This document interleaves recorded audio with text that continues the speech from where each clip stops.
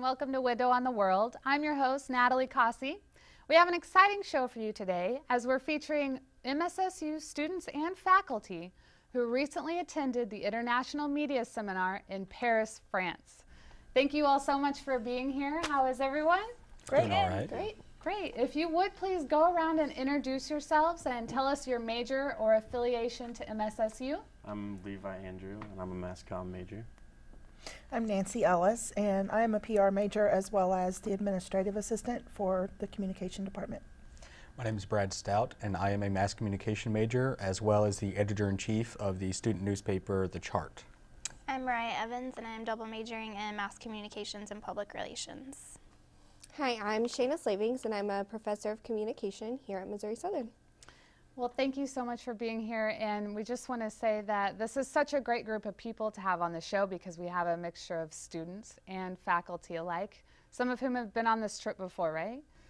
Had the two of you as faculty? Not out of this group. There were some people that had been there before. The group leader, Olive Sullivan, had been there before. But out of the people who are here, we had not been there before. That was our first time. And what a great way to spend your spring break. I know that that was probably really exciting during that time. Shanna, could you fill us and the audience in on the details of this seminar and how it works, how it plays out? Yes, sure. So the International Media Seminar is held at the American University of Paris, and it is a 5-day seminar where they invite speakers in to talk to the students about such an interesting variety of topics that covers everything related to mass communication, to public relations, to advertising, to media editing and design. It's just a wide variety of speakers that students have the experience to get to listen to. And not only do students get to listen and engage with the speakers, but we also take tours. So for example, part of the seminar, we went to the actual International New York Times offices and got to listen to a speaker there. And she was able to talk to us specifically about one of their newer editions of the paper that came out. And I think that that was a really unique experience for the students. Nice. So just going around, what would you say the biggest cultural difference is between Paris and the United States? Publicly, they're as a people, they're not as interested in small talk or out in the public life, but their personal lives are much more important to them, their private lives. And that was pretty interesting to me. One thing I noticed was just the types of food that they would eat, where we might have a great big breakfast of eggs and bacon and pancakes and all that. They typically just have like a croissant and coffee, and usually maybe on the way to work or while they're getting on the metro. One of the things that I noticed while we were there, they actually take more time when it comes to eating food. It's actually more of like an art. It's more of a delicacy type of thing. Whereas here, we definitely rush it because we don't have the time to sit down and eat, such extravagant meals. And another thing I noticed was actually their driving habits. They are very scary drivers over there. There's like maybe a few inches between each car and the highways. Oh, wow. Yeah. What I found most interesting was the difference in space. They talk close to each other, they sit close to strangers in restaurants, they walk close to each other, and like Brad was saying, they drive close. Like their difference in space is much different than ours. I definitely agree with everything that they've said. The time factor, for me, it was when I wanted a cup of coffee, I'm used to just grabbing it and going, and unless there was a Starbucks nearby, which you try not to go to when you're in Paris, France, and when you go to a cafe, they expect you to sit down and enjoy your coffee or your espresso, and I'm like, no, I want to go to the Eiffel Tower. So that was definitely an adjustment for me, and their greetings. So it's much more of a respectful, I think, type of communication environment. When you walk into an establishment, you say bonjour, but you don't necessarily chit chat and continue with, so how's the weather and things like that, but just being respectful but not being fake. I thought that was really fitting. Now for each of you, in regards to the actual International Media Seminar, what part of that linked to your specific communication emphasis provided the most information or that you thought was the most helpful to you? I thought from a faculty standpoint, it was so nice for me to see the public relations students, because those are the majority of the classes that I teach, really get a look at the importance of understanding mass communication and even print areas and how important that still is. So really seeing those real world examples, I think was really neat for me to watch as a faculty member. That's great. One of the speakers that I enjoyed the most was a young lady who was American, and she had moved to Paris, and she got her master's at the American University of Paris, and she lives there now. And her class was over public relations, and so I thought she was one of the most interesting speakers. One of the things that I found most interesting, we actually, a few of us got the opportunity to go to the CNN Paris office and watch CNN correspondent Jim Bitterman working behind the scenes as he was reporting on that plane crash that happened in South France just a while back. And that was probably the most interesting aspect of the seminar for me, was watching them like actually working behind the scenes on a major news story like that, and then getting to talk with him afterwards about like some of the things that they put into it, and like, you know, things that went wrong that you didn't notice that went wrong because they were prepared to cover for it also, because he was actually there on the air for a few minutes longer than he had planned on, so he had to, like, you know, come up with additional information just off the top of his head. And it was really kind of interesting watching that work, especially since I'm more of a journalistic background. Mm-hmm. Exciting. For me, it was Eileen Bastianelli, who was one of the speakers that came and talked to us one day at the university.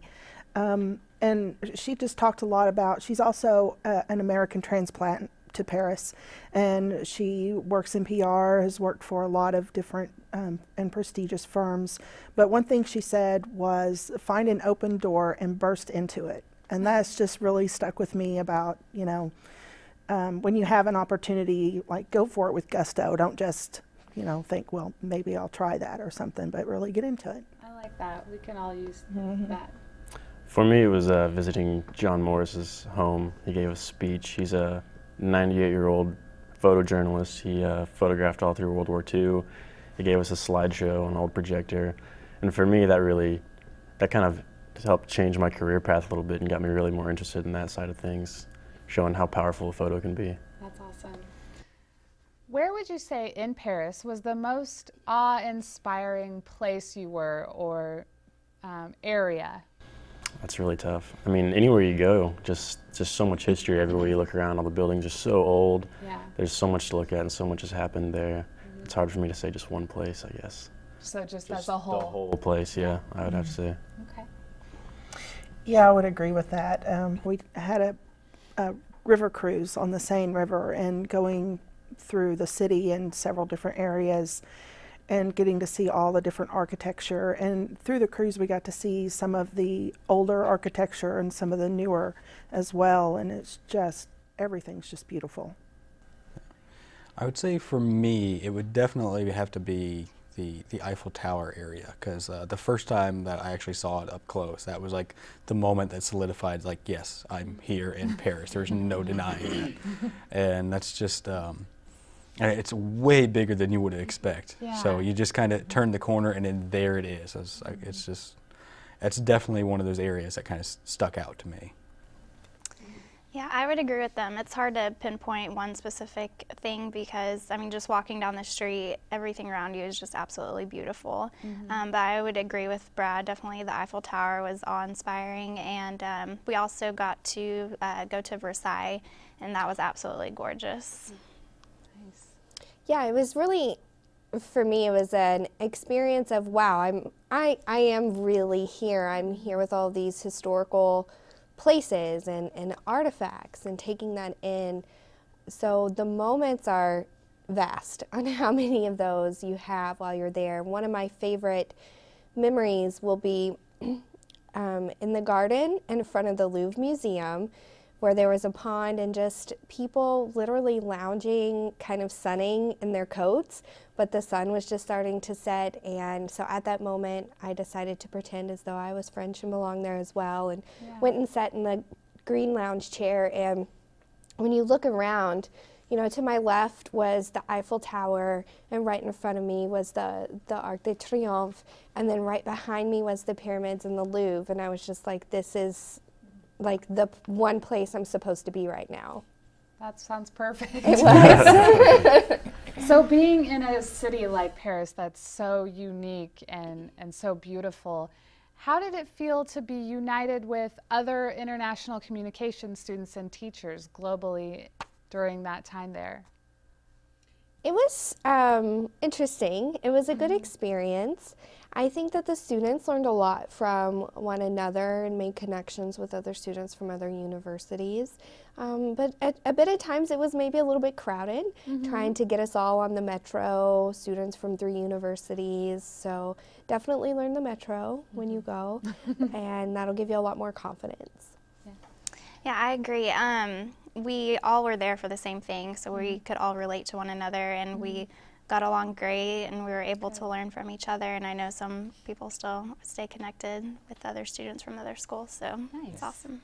I would say the most rewarding aspect of being able to interact with those students from those other universities was being able to see like how they do things in their own student media areas on campus, and just kind of compare notes, like see how they do one thing and look how we do something, and then just kind of trade ideas back and forth. Yeah, I would really agree with that. It was really nice to see how people in other areas of the United States, you know, kind of learn what they're studying and some of the aspects of their career paths that may be similar or different to ours. It was great because we all had to go to school together, to class together, and then afterwards we could hang out and do whatever, you know, walk around together, go see things together. And I've made some really good friends just from that experience. Good, that's so good to hear. I know that Parisians are kind of on this different time schedule, and you had mentioned that as far as eating or grabbing coffee. Was that something that was very noticeable, and did you all kind of begin to adopt that yourselves maybe into your lives here back home after? I think so, for sure, yeah. I've tried to eat similar as I did when I was there since I got back, and kind of do the same things, get out and walk more, and that's definitely stuck with me. I have a new goal in life now that I'm going to learn to make pain au chocolat like the French do, which is like a croissant with chocolate in the middle. So that's a common thing that they would eat for maybe a dessert or a breakfast item. So, but yeah, it is getting adjusted to the pace, the quickness, all the stairs was. I felt like I walked like 10 miles a day. Really, yeah. Yeah, the stairs definitely took some time to get used to, but otherwise, for me, I think I adapted more or less, like fairly well. I actually had more trouble coming back to the States and trying to readjust to like the regular routine that I had before I went, and I still don't think I've fully recovered. But yeah, I'd say I think I got into the swing of things over there fairly well. It's just trying to get back. Yeah, it was definitely hard to adjust there because we're always so on the go, and there they expect you to sit down, and whoever you're having lunch with or dinner, they expect you to stay for a while and actually hold a conversation with them. And so that's something that I'm trying to do back in the States, like when we go out to lunch or whatever, just actually sit down and enjoy our time together and not try to feel so rushed. Right.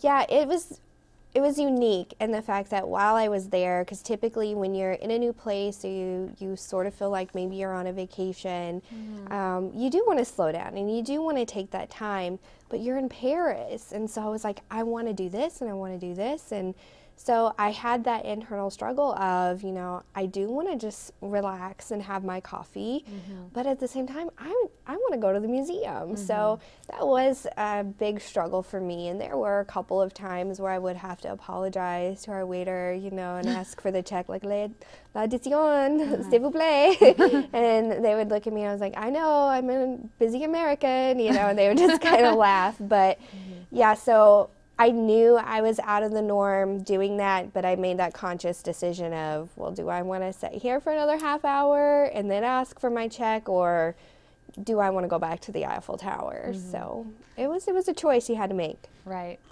Did you see the language barrier becoming a very large issue, or were you guys pretty prepared for that? You know, it didn't influence me, the language barrier. I didn't have an experience where people weren't able to understand what I was needing. But most of the interactions that I had, they spoke English. So good. Good.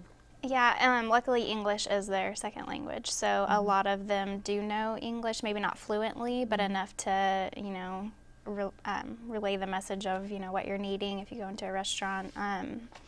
And as long as you try to speak French to them first, they're pretty nice about it, and they'll speak English to you. So yeah. Before we went, we actually were given like a couple of class periods to learn some basic French words so that we were able to get by with you know, some level of French language understanding. And so that like helped quite a bit getting around in Paris. The one experience that I had when like language barrier like became apparent was there was one night I accidentally left my camera bag inside of a local business, and I tried to get back inside like right as they were closing, and they wouldn't let anyone in, and the guy at the door didn't speak English. And so I was kind of like trying to kind of pantomime like this is what I'm needing, and he was just looking at me like I'm crazy. But luckily there was a couple people standing by, and they all knew English and were able to translate for me. That was the only occasion where I had kind of an issue with language barrier. Yeah. The issue I had as far as language barrier, and it was the only one, me and another person on our trip were trying to buy stamps to send some postcards home to family.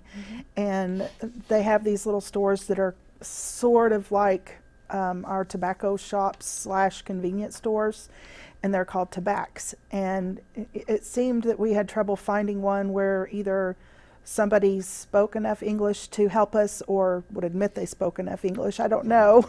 But just finding the right stamps, and I think the other person once had gotten some, but then he discovered they weren't the right ones to be sent to send stuff home to the U.S. with. So, you know, and when I went, I was there by myself and just, you know, trying to, I showing her my postcards, I need stamps, and we figured it out. Yeah.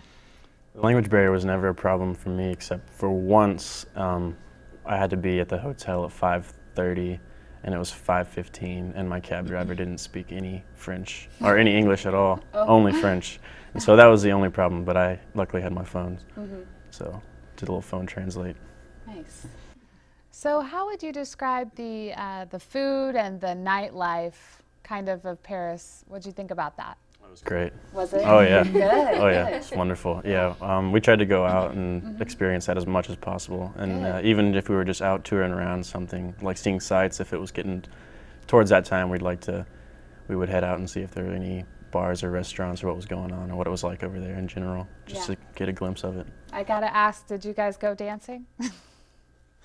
Whoa. It wasn't voluntary.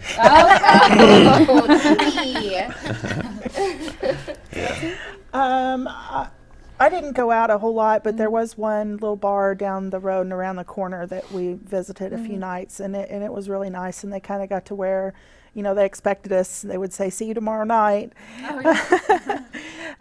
But it was, and I know there was a couple of times when we were out doing things later into the evening, and we would get out of doing that, and there would still be quite a few people around, where sometimes around here at 11 o'clock or 12 o'clock at night during the week, you wouldn't see anybody, at all. So you still felt safe in that, you know, you're not just walking around out there all by yourself. Yeah.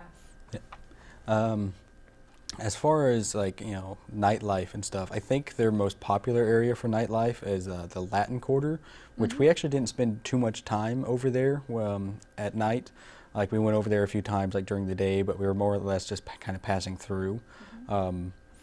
But the few places that people did go, I heard like they really have like really good, like actually good tasting drinks most places. And as far as food went, it was like ridiculously good food. Really? Yes. I actually tried escargot while I was over there. I believe some of us did. And escargot is actually like a French delicacy, and they're actually snails, like cooked snails. And that sounds like absolutely disgusting. And when you look at them, when I had them, they were black and green. So it's like, this does not look appetizing whatsoever. But they smelled really good. And as long as I didn't look at them and I just ate them, they actually tasted really good. And the texture kind of reminded me of like a shrimp. But it's, you know, a different flavor, obviously, but it was still a really good flavor. Yeah, I would agree. Their food is definitely different. I tried the escargot as well.